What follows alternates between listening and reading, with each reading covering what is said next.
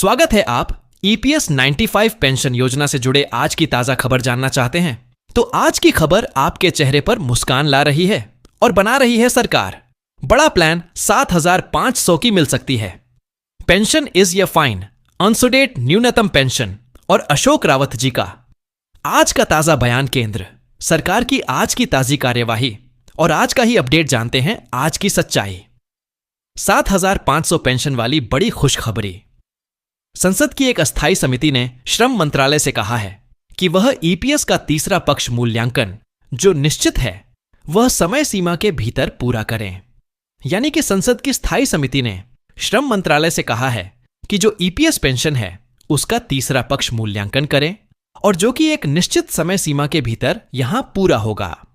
और उसके बाद आपको जो है कि अंतिम जवाब जो है कि देने की तैयारी में नरेंद्र मोदी की सरकार और भारतीय जनता पार्टी के सांसद बसराज बामोई अध्यक्षता वाली समिति चाहती है कि मूल्यांकन की प्रक्रिया 2025 के इसी हफ्ते इसी माह के अंत तक पूरा कर लिया जाए। जैसा कि पेंशन बढ़ोतरी का मुद्दा है, जो 2025 के अंदर पेंशन है उसको लेकर अंतिम यहां पर जवाब मिले। यानी कि जो पेंशन धारकों की पेंशन बढ़ोतरी का जो फैसला है उसका जवाब 2025 में ही दिया जाए और इसके अंदर ही तमाम कार्यजों को पूर्ण करते हुए ताजा सुझाव आया है कि पेंशन के इस सब प्रस्ताव और मांग को लेकर सरकारें ईपीएस को 1,000 से बढ़ाकर 7,500 राशि करेगी।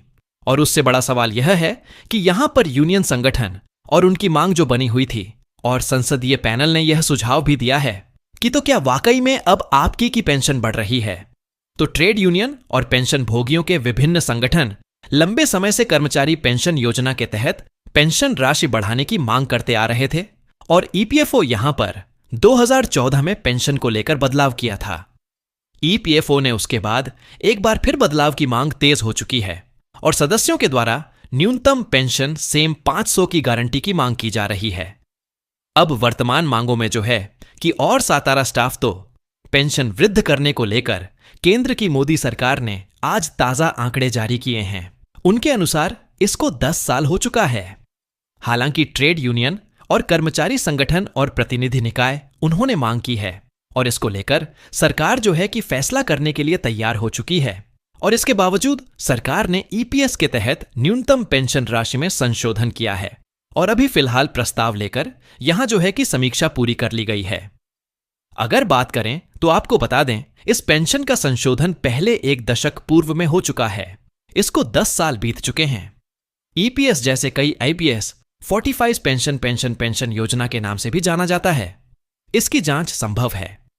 पहली बार किसी भी तीसरे पक्ष यानी बाहरी विशेषज्ञों द्वारा इसको लेकर समीक्षा की गई है और पेंशनर्स को लेकर। ऐसे में आपको बता दें कि इस महीने के अंत तक अंतिम समाधान भी मिलने जा रहा है। मुद्दों को लेकर संसद की कई अस्थायी समिति ने श्रम मंत्रालय से कहा है कि वह ईपीएस का तीसरे पक्ष से मूल्यांकन का एक समय सीमा बोध को पूरा करें।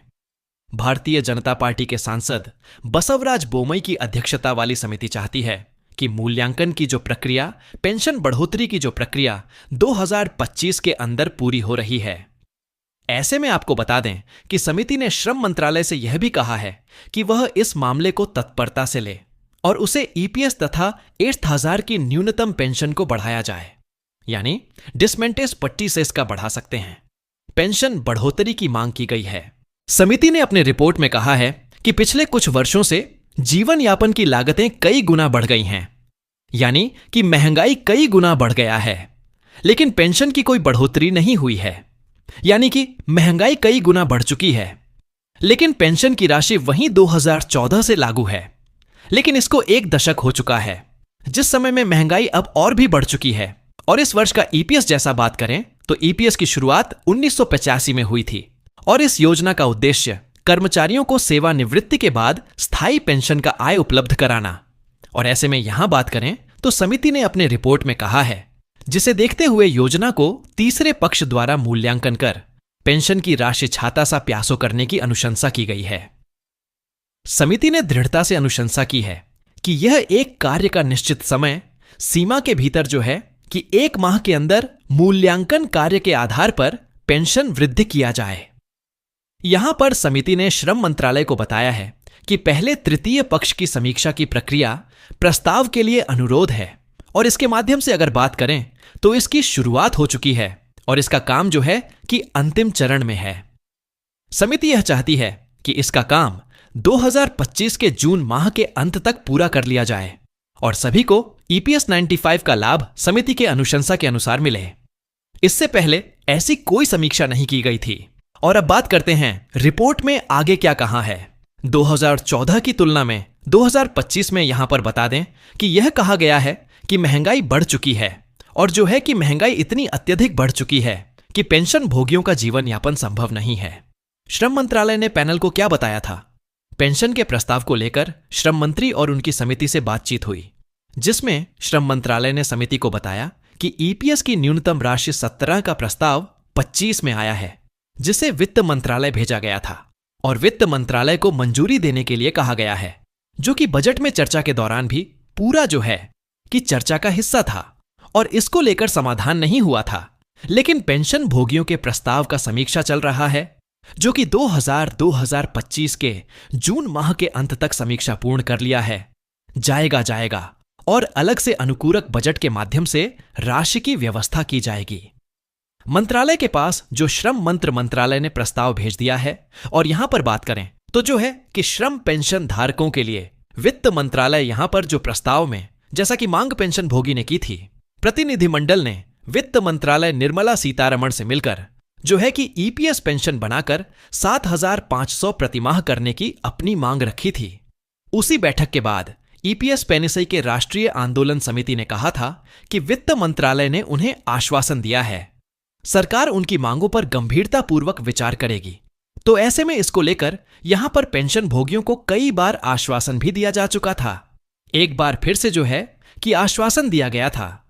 पिछले जो है कि कई सालों से कर्मचारी यूनियन और पेंशन राशि की बढ़ाने को मांग कर रहे हैं और बढ़ोतरी की मांग जारी है। बढ़ती महंगाई की भरपाई के लिए DA का भी लाभ साथ में जरूरी है। साथ में 7,500 पेंशन के साथ DA की भी मांग लगातार की जा रही थी, जिसको पूरा किया जा रहा है। यहां पर मेडिकल की सुविधा DA की मांग भी बनी हुई है। उसको लेकर फिलहाल तमाम प्रस्ताव जो है कि विचार कर लिए गए हैं। अब बात करते हैं 7 करोड़ PF खाते कीजिए। उनके लिए बड़ी खुशखबरी, EPF ने के नियमों में 5 बड़े बदलाव, 5 नए रूल आपके लिए आ चुके हैं। EPFO ने यहां पर पहला बदलाव किया है, उसके बारे में बात करते हैं। खातेदार उनके लिए बहुत ही काम की होने वाली खबर है। 5 बड़े बदलाव जो देश भर में 7 करोड़ से ज्यादा PF खाते हैं, उनके PF की राशि पर सीधा असर डालेंगे। कौन कौन बड़े बदलाव काम की राशि पर बड़े बदलाव का है और RGPF खाते हैं बदलाव हैं, उनके बारे में बात करते हैं। सबसे पहले बताया है कि प्रोफाइल अपडेट करना और पहले से अब बेहद आसान, यानी कि जो पहले से और अब आसान हो चुका है। प्रोफाइल को अपडेट करना, जैसा कि आपको अपना नाम, पिता का नाम और अन्य जानकारी भी चेंज करनी हो, जैसा कि वह वैवाहिक स्थिति जैसा कि जानकारी बदलनी हो, वह आसान हो चुकी है। और आपका आधार लिंक है तो आप ऑनलाइन भी कर सकते थे, लेकिन पहले यह आपके लिए सुविधा नहीं थी। इसमें आपको जटिल प्रक्रिया से गुजरना पड़ता था।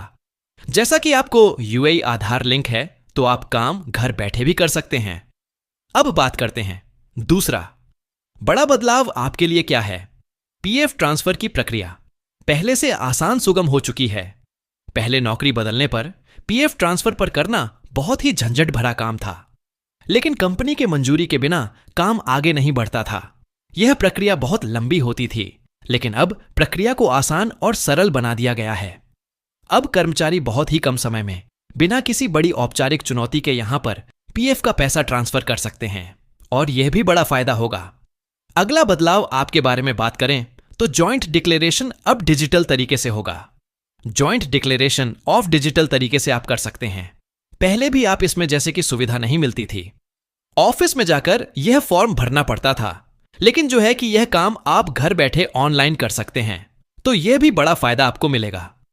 बात करते हैं EPS व्यवस्था से भी पेंशन। आप कहीं से भी पेंशन की राशि प्राप्त कर सकते हैं। आपको विशेष बैंक से ही पेंशन मिलती थी। पेंशन प्रोसेसिंग सिस्टम लागू कर दिया गया है, जिसका फायदा अब पेंशन भोगियों को मिलेगा। अब पेंशन की राशि सीधे NIPS प्लेटफॉर्म के जरिए बैंक खाते से आप, जैसे कि किसी भी बैंक से अपने खाते की जो पेंशन की राशि है वह उठा सकते हैं। भुगतान में देरी पहले होती थी, वह भी नहीं होगी। यह बड़े फायदे आपको मिलेंगे। अधिकतर वेतन पर भी पेंशन की प्रक्रिया स्पष्ट हो चुकी है, यानी कि ईपीएफओ ने कर्मचारियों के लिए ज्यादा जानकारी और स्पष्ट कर दी है। अपने वेतन पर भी पेंशन पाना चाहते हैं तो इसके लिए समान नियम लागू है। लेकिन अगर किसी कर्मचारी का वेतन ज्यादा है और पीएफ की राशि अतिरिक्त जमा करनी होगी, और इसे करने के लिए भविष्य में उन्हें अधिक पेंशन का लाभ मिलेगा।